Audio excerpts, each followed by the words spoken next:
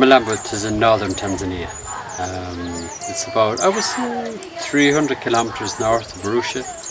We're probably about 60 kilometers on the Kenyan border. It's in a very beautiful part of the world. Mainly Maasai people, as they've lived here for generations. Their main source of income is really not just their source of income, their whole philosophy of life is around livestock and in particular cattle. In the village here, they reckon the population is about 10,000 people, and they would say not less than 100,000 head of cattle and goat and sheep. We travelled around here for the past few days. We spoke to the village leaders, we spoke to men, women, children, everybody. They reckon that their biggest problem here is to access clean water for the livestock. We heard the people themselves saying, even the women saying that, you know, a healthy cow, a healthy livestock is a healthy family. I would say this is absolutely paradise and happy land when it rains. So the more rain, the people could never complain. The problem starts, I would say, for the people here around June, when the rains stop. And then you get the grasses are drying up, all the water sources are drying up, and you see people from June right up to December travelling like huge distances. You see women with donkeys, you know, coming from a place called Sanjan, which is 10 kilometers away. We had the people coming from Kwamtoro, Kwammangan. These are places up to 20 kilometers away, all on foot. We had the women saying yesterday that they will leave home maybe at 4 o'clock in the morning. They'll come here to Malambo, maybe 20 kilometers away. They'll wait. If the water is there, they're really fortunate. Sometimes they have to wait maybe even a day for the water to arrive, and then they can fill up their drums and go back home. There is a tank there, and I've seen it myself actually. These women have to climb up to a tank that's probably like 2 meters high. And then even on top it's beginning to disintegrate, the cement is cracking, it has become very dangerous for people to climb up because they have to climb down into the tank to get the water. People have broken their arms and legs because they've slipped and the cement is cracked. And again, for her it's the same problem, that she's brought donkeys at night time, and again it is the hyenas will attack the donkeys at night time. Again, for them is the big problem in their lives is the lack of water, access to clean water.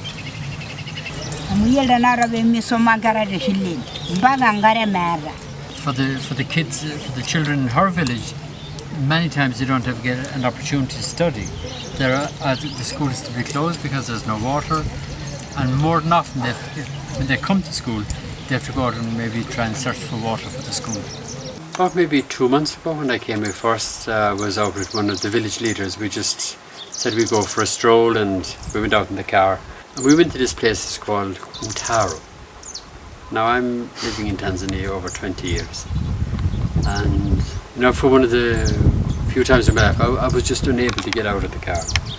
We came to this watering hole, and I would say not less than probably 1,000 head of cattle were queuing up for a water source that was, you know, just like a bath you'd get at home. Just it was so little water. There was people queuing with water buckets, desperate really for water. That to me was, I suppose, really what causes me or pushes me forward to look for help for these people. I was amazed that in the world we're living in the technology that's available now, that people would have to struggle so much just for something maybe we take for granted, like having access to water. When the water source dries up, like when the rainwater is completed, people will dig a hole just in the hope that there's certain areas like riverbeds where they will dig maybe something up to maybe 5 or 6 meters, and they keep digging and digging. As the dry season continues, they keep on digging. And then what happens is that they'll dig the hole, and then they'll wait maybe a few hours for the water to fill up. Now they're very lucky to have that, but very often it's not clean water, it's not safe for cattle or for human beings, but it's what they depend on. The other thought that crossed my mind, you know, these people in Tanzania, I presume other parts of Africa as well, you know, they're very patient people. It just crossed my mind, you know, like, for how long will their patience hold? like for me it was like a crisis to see all these people, all these livestock waiting for hours upon hours, and there was no guarantee. From listening to what the people have been saying, and I think that's where the only source where we will get the right information about how to move forward. What everybody seems to be saying is that how best we can conserve that water source that's been of service to these people like for almost 100 years. Because at night time there's a continuous flow of water. So when everybody's here during the day, the water is being used at least. But at night time there's an overflow. And this precious water that we were talking about is actually running into the ground. So the idea is that if we could set up a series of holding water tanks that would at least conserve the water that's been wasted at the moment, that when the people come, that these mothers who are coming don't have to wait an extra day for the water. But the hope would be that this water would be conserved and available for use for the people. The other area I think that is certainly worth considering is the excavation of the water reservoirs or dams, just to harvest the rainwater. Now, this area we don't get a huge amount of rain.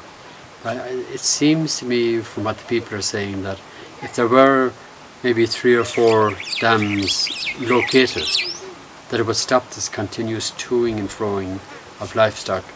Again, I'm sure during the height of the dry season, they will have to come here, because I don't think they will ever have enough rain in this area for that livestock. But at least for those months, maybe instead of coming here from June to December, maybe they can come after putting in dams, maybe at least for June, July, August, September.